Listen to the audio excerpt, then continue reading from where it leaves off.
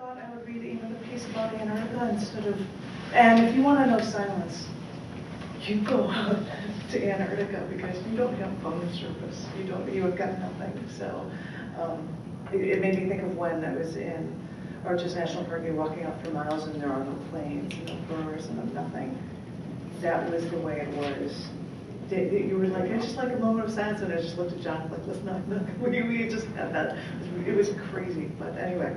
I'm sharing this poem with you because these Antarctic poems I read at the last feature performance space at the High Center on December 2nd, and I'd like to share it with you. And this one is called On the Bridge.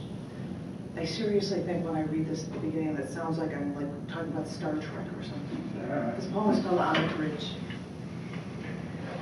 The captain invited us onto the bridge, and we cautiously walked and watched the majestic view from the front of the ship, searching for what was yet to be found. But lucky us, crewmates saw it, the first humpback whales of the season. So the captain gently slowed the ship down just to try to glide alongside. And maybe the whales were as curious as we, because after a few minutes of gliding, 3 humpback whales came along beside to try to learn what we might be hiding. And our intentions, they were pure, but maybe they knew we would never be truly alike.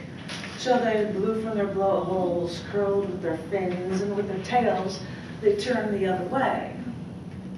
Yes, it's true, we're not alike. They turned backwards as we moved ahead. But I think we both learned from each other as we grew through our final goodbye. I was honored to be on the bridge that day. I was honored he gave us the chance to commune with something so different from us that helps, in a way, make us the same.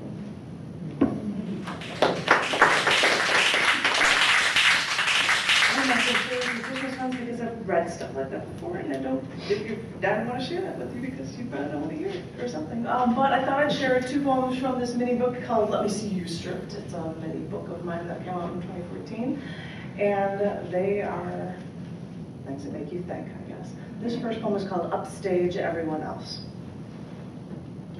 You wake up in the morning, clean yourself up, take the commute, figure out what you're supposed to do. You go through the motions, take a lunch break, feel dreary, keep up with the schedule, make it home. Oh, screw making dinner, there's got to be some leftovers in the fridge.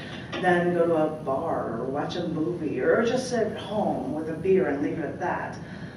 Before you do it again, tomorrow, and again, tomorrow, and again, tomorrow.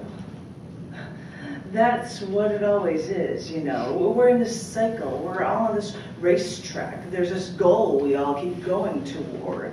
Get married, get the house, churn out the kids, make a ton of money, buy a nice cars, wear big jewels, go on the fancy trips, upstage everyone else. It's like we're all on this racetrack, like we're a donkey and someone is dangling that carrot in front of us to keep us moving. So this is what we do. We see the commercials on TV. We see what we have and we become dissatisfied. So we see that carrot that's dangling in front of us, just always out of reach.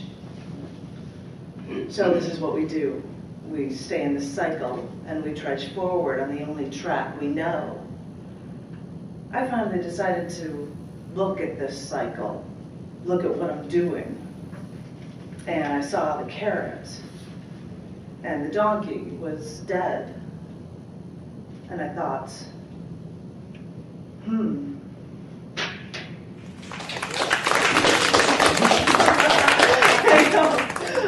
I know. That was actually from a bass show in Chicago. And this one, oh, I knew the entertaining way to end this one. Sorry, this one's called On a High Horse Like This. I listened to a hunter from Africa say, all life is sacred. And he said that after separating a small, thin, non-venomous snake from around a large African hawk-like bird's neck. Because you see, the bird attacks snakes, but that snake couldn't eat this large bird once it died, and that would have been a senseless death. All life is sacred, you say. So I couldn't help but think, as a hunter, do you pray for the sacred dead after you've killed it? I mean, I usually don't vocalize when I'm on a high horse like this.